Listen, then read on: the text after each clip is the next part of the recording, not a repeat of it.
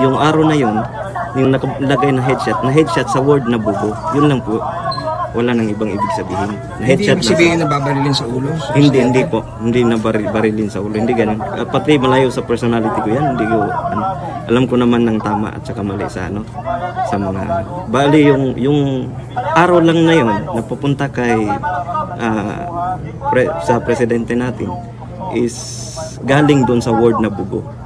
Yun lang yun. Yung bugo sa amin kasi, bugo sa Bisaya, sa Tagalog, bobo. Yun lang yun. Bakit ka nasabi yun?